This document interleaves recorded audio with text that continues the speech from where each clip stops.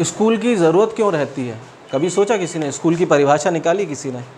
आप में से किसी ने स्कूल की परिभाषा निकाली हो कि स्कूल की आवश्यकता क्यों है?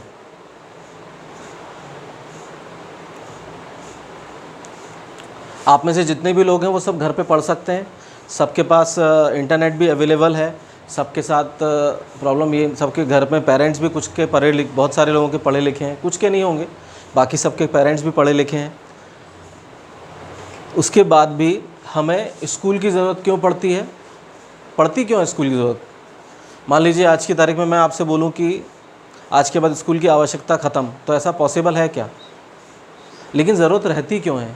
कोई आंसर देगा इस बात का?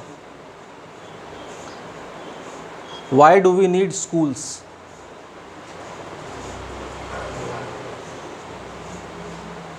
Any one of you?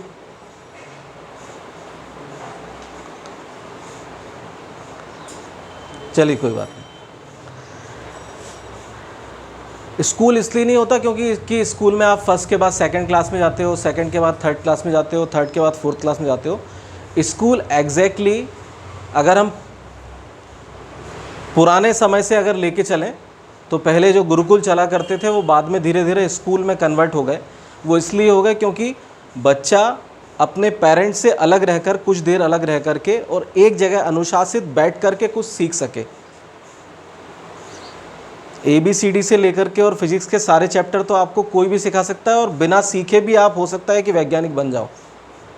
लेकिन स्कूल क्या देता है? स्कूल एक एटमॉस्फेयर देता है आपको पढ़ने का। स्कूल एक आपको टारगेट देता है उसको अचीव करने का।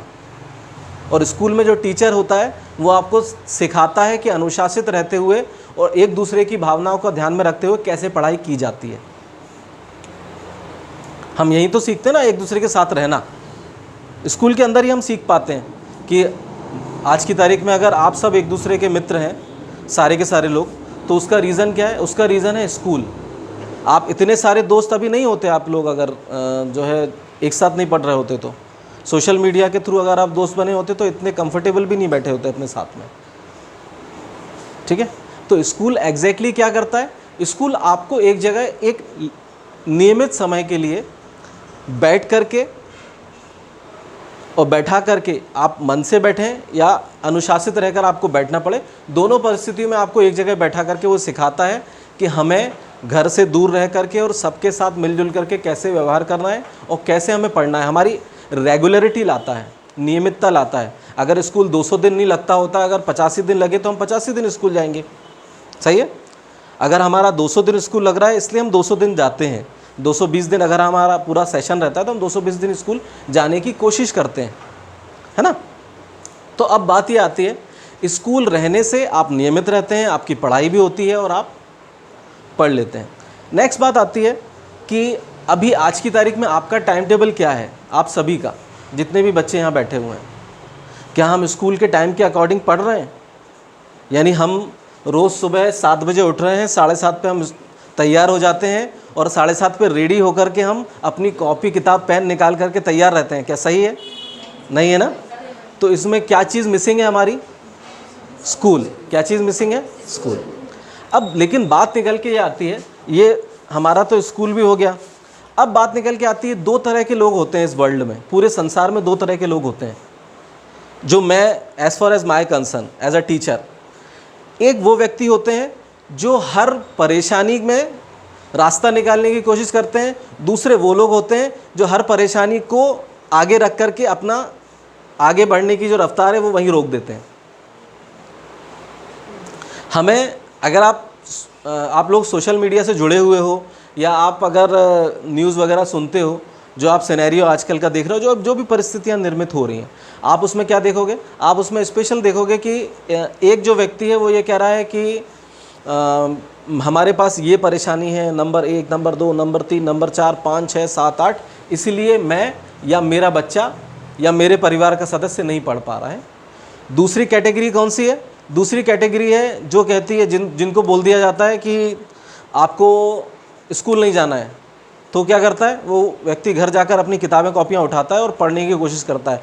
नहीं समझ में आता है तो यूट्यूब निकाल लेता है, कोई दूसरा चैनल निकाल लेता है और उस पर पढ़ने की कोशिश करता है। और इसके बाद जब ऑनलाइन क्लास स्टार्ट हो जाती है तो उसमें भी उसको अगर समझ में नहीं आता लेकिन फिर भी कोशिश तो करता है ना। और दूसरा कैटेगरी कौन सी है? दूसरी कैटेगरी है कि जो ये कहता है कि ऑनलाइन कुछ समझ में आता है क्या? हमारे बच्चे को सामने बैठकर समझ में नहीं आता तो ऑनलाइन क्या समझ में आएगा? हमारे बच्चा जो है मतलब ऐसा होता है कि ऑनलाइन कोई पढ़ाई होती है क्या? वो तो जब हमारा बच्चा स्कूल आएगा तभी पढ़ेगा, उसके पहले बिल्कुल नहीं पढ़ेगा। तो उन लोगों से मेरा ये मतलब एक प्रश्न है। अच्छा, और इसमें भी आंसर क्या मिलता है? आंसर मिलता है क्यों स्कूल, अच्छा बताओ क्यों स्कूल क्यों बंद है? स्कूल बंद क्यों है? सरकार ने बंद कर रखे हैं या सरकार ने किसी रीज़न से बंद करके रखे हैं? कोई कारण से बंद करके रखे ना। मैंने इस बात को आपको पहले की क्लास में भी बोला था जब मैंने छुट्टी की थी जिस दिन। क्यों? क्योंकि आप लोग देश का भविष्य हैं और हर व्यक्ति चाहता है कि देश का भविष्य सुरक्षित रहे। लेकिन देश का भविष्य कैसा होने वाला है अगर वो पढ़ता नहीं है? तो हमने भविष्य तो बचा लिया लेकिन इतनी बड़ी हमने जो है बिना पढ़े लिखे लोगों की फौज खड़ी कर दी। क्यों? क्योंकि हमने मुसीबतों का हवाला दे दिया था। और या फिर देश का भविष्य हमें कैसा बनाना है कि कैसी भी परिस्थिति हो जाए पढ़ना नहीं छोड़ा, चाहे कुछ भी हो गया, हमने पढ़ना नहीं छोड़ा। और पढ़ना नहीं छोड़ने की वजह से क्या हुआ? पढ़ना नहीं छोड़ने की वजह से क्या हो गया? पढ़ना नहीं छोड़ने की वजह से हम उन सब बातों को सीखते चले गए जो हमें इस विपरीत परिस्थिति में सीखनी चाहिए थी। एक बढ़िया एग्जाम्पल देता हूं और फिर अपनी बात को हम आगे बढ़ाते हैं। एक सज्जन थे, उन्होंने मुझसे पूछा कि सर स्कूल्स अगर मान लीजिए नहीं लगते हैं या कॉलेजेस नहीं लगते हैं, जैसे अभी बड़ा कॉलेज के स्टूडेंट्स का बात चल रही थी कि हम लोग कॉलेज आएंगे, एग्ज़ाम देंगे, तो एग्ज़ाम देने की वजह से हो सकता है हमको कोरोना फैल जाए, हम लोग इतनी दूर रह रहे हैं, कितनी परेशानी में है। तो स्टूडेंट क्या बोल रहे हैं?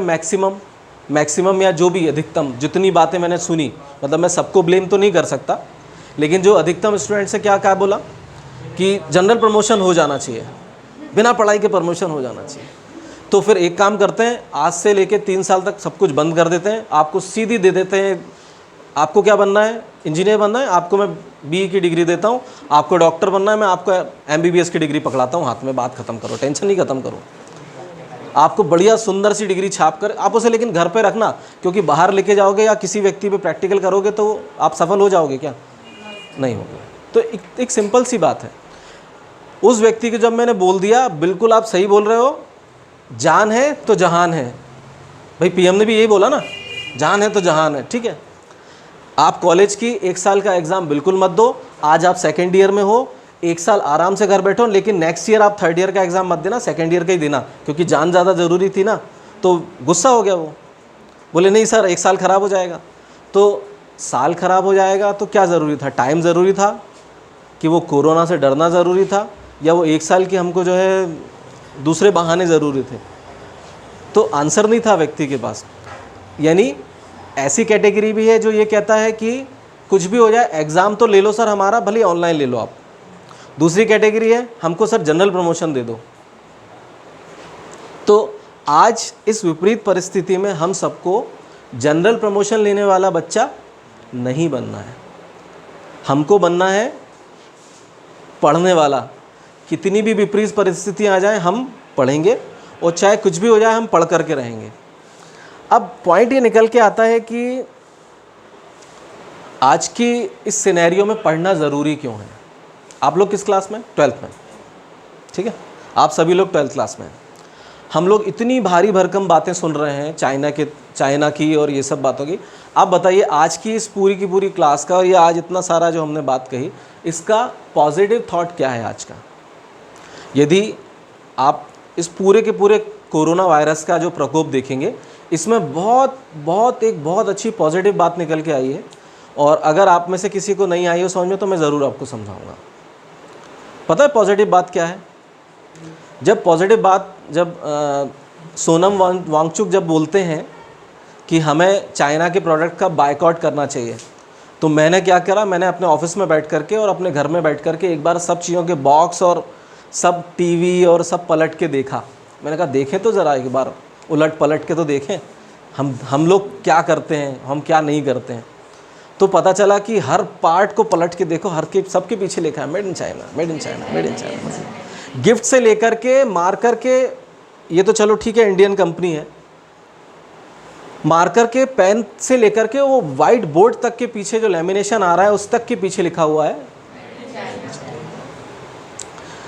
मतलब हर चीज़, वॉच से लेकर हर चीज़ के पीछे लिखा हुआ मेड इन चाइना। क्यों लिखा हुआ है?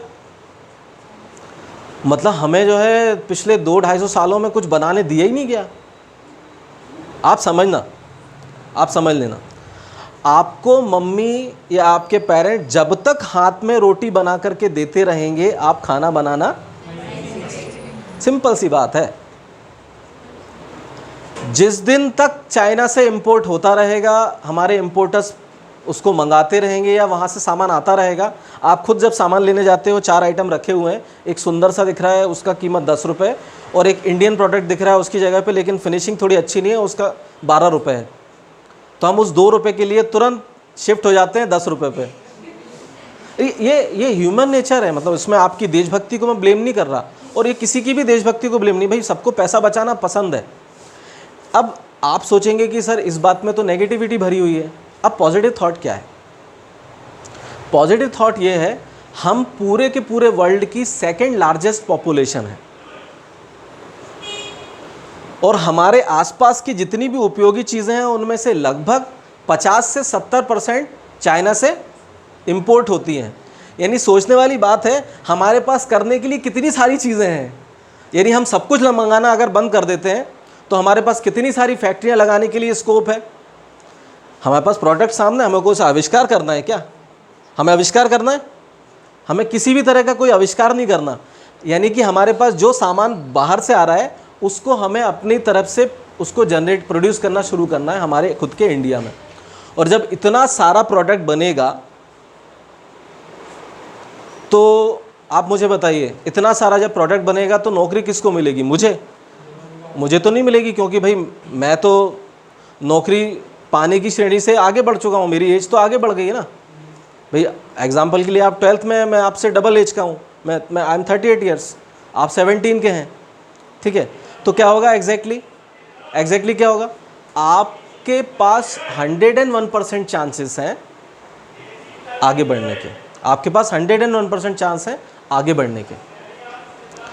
लेकिन आज की तारीख में अगर आपने इस बात से पीछे हट गए और आपने पढ़ाई को लेकर के सीरियस नहीं हुए या किसी और बात को लेकर के सीरियस नहीं हुए, तो मैं आपको बिल्कुल क्लियर बता दूं, आज से 10 साल के बाद या आज से 5 साल के बाद जब आप सारे लोग अच्छी जगह जॉब कर रहे होंगे या आपका खुद का एक छोटी सी फैक्ट्री या छोटा सा प्लांट होगा, मैं बहुत गलत बात नहीं कर रहा हूँ, और मैं आप चाहो तो आज ये जो बात ऑन रिकॉर्ड हो रही है, इस बात को और इसी वीडियो को आप आज से 5 साल बाद सुनना और फिर मुझे बताना। आप में से कई लोगों की छोटी छोटी फैक्ट्रीज होंगी, आप में से कई लोग अच्छी अच्छी जगहों पर जॉब कर रहे होंगे। क्यों? क्योंकि अगर आपने पढ़ाई का साथ, इस बोर्ड का साथ नहीं छोड़ा, और तभी भी बेरोजगारों की कोई कमी नहीं होगी। क्यों? क्योंकि वो लोग होंगे जिन्होंने हर बात को सिर्फ समस्याओं को देखा, समाधान उन्होंने ढूंढा नहीं। हर बात में उन्होंने समस्या को देखा, उन्होंने समाधान को ढूंढा ही नहीं। आप समझ रहे हो इस बात को? तो हम लोग किस कैटेगरी के लोग हैं? हम लोग समस्या प्रधान लोग हैं या समाधान प्रधान लोग हैं? है ना? क्या बोलते हैं, भारत एक समस्या प्रधान देश है या भारत एक समाधान प्रधान देश है? आप सोचो, आपके प्राउड को चाइना का विदेश मंत्री और वहाँ के लोग किस तरह से हिट करते हैं, किस तरह से चैलेंज करते हैं। जब आपने बोला कि हमने 59 ऐप्स को बंद कर दिया, क्या स्टेटमेंट था? पहला स्टेटमेंट था कि आपके पास आत्मनिर्भर बनने के लिए इतना कुछ है ही नहीं, आप लोग कर ही नहीं सकते। तो आपने आंसर सुना था हमारे यहाँ के एक बिजनेसमैन का? नहीं, ये सब बातें नहीं सुनते आप लोग। अच्छा, कोई बात नहीं, इस तरह की बातें नहीं करते हम लोग, ठीक। तो किस तरह की बातें करते हैं, और कैसे हैं आप लोग, हैं? ऐसी बातें करते हैं अपन। वो एक अलग फेज़ है, और वो एंटरटेनमेंट के लिए 5 मिनट ही ठीक है, पर उस 5 मिनट को आप अपने 24 घंटे पे हावी होने दोगे तो कोई मतलब नहीं है। चलो पॉइंट पे आता हूँ। उस समस्या को, उस बात को हमारे हर व्यक्ति में जो, देखिए अगर मैं आपसे 12th क्लास में आप सब बैठे हो, मैं आपकी तरफ उंगली करके बोल दूं, हरप्रीत की तरफ या गरिमा की तरफ या वैष्णवी की तरफ, किसी की भी तरफ, मैं बोल दूं कि चाहे कुछ भी हो जाए, तुम अगर हमारे स्कूल में नहीं पढ़ोगी ना तो तुम पास नहीं होने वाली। तो एक सेकंड, ये मेरा घमंड है या मैं सच्चाई बता रहा हूँ? ये स्कूल का घमंड है, ऐसा स्कूल नहीं बोल सकता। यानी कि ये चाइना का घमंड है, ये चाइना का घमंड है, जो ये बिल्कुल चैलेंज करता है कि आप अगर 59 ऐप्स बंद कर दो, इंपोर्ट बंद कर दो, तो इंडिया में इतनी कैपेबिलिटी नहीं है कि वो खुद प्रोडक्ट बना लेगा। ऐसा हो सकता है क्या? लेकिन उस बात को एक आनंद महिंद्रा करके हैं बिजनेसमैन, उन्होंने क्या कहा, हम आपकी बात को चैलेंज के तौर पे लेते हैं, हम आपकी बात को एज अ चैलेंज लेते हैं। आपने अच्छा किया, हमको भड़काया, आपने अच्छा किया, हमको पिन कर दिया। अब ये बात मैं तब तक अपने मन में चुभो करके रखूंगा जब तक मैं इनका आंसर नहीं कर देता। आपको अगर कोई डायरेक्ट चैलेंज कर दे तो उस बात को तो आप बड़ा गुस्सा हो जाते हो, नहीं अभी बताता हूँ मैं करके। कोई क्रिकेट खेल रहा हो, उसको बोल दिया जाए कि देखना तुम 0 पे आउट होगे, तो ये बात पक्की, कोई 0 पे आउट नहीं होगा। वो पूरी कोशिश करेगा कि वो 2, 4, 10, 20, 50 रन बना के जाए। अगर उसको किसी ने ज़बरदस्ती बोल दिया कि तुम तो 0 पे ही आउट होगे, बुरी लग जाती है ना बात। बोल दिया तुम्हें एक भी विकेट नहीं मिलेगा चाहे कुछ हो जाए, तो उसका दिमाग फिर कैसा हो जाएगा, एकदम बिल्कुल आउट हो जाए। वो कहेगा अब तो मैं आउट करके ही रहूँगा चाहे कुछ हो जाए। पूरी उसकी ताकत कहाँ चली जाएगी, उसके पूरा का पूरा माइंड कॉन्सेंट्रेट काय पे हो जाएगा कि उसकी बात, उस व्यक्ति की बात पर हो जाएगा। यानी अल्टीमेटली देखा जाए तो चाइना ने ये वायरस फैला करके और ये जो इंडिया वालों को इस तरह से पिन करके उसने जो है हमारा भला कर दिया। अब हम कम से कम इतना तो समझ रहे हैं ना कि हाँ हमारे पास करने के लिए कितना सारा है। ठीक है, तो आज के लिए मैं इसी बात पे कहूँगा कि भाई आपको इसको अपॉर्चुनिटी की तरह देखना है, और ये हमारा एक सबसे बेहतरीन और पॉजिटिव थॉट है आज का।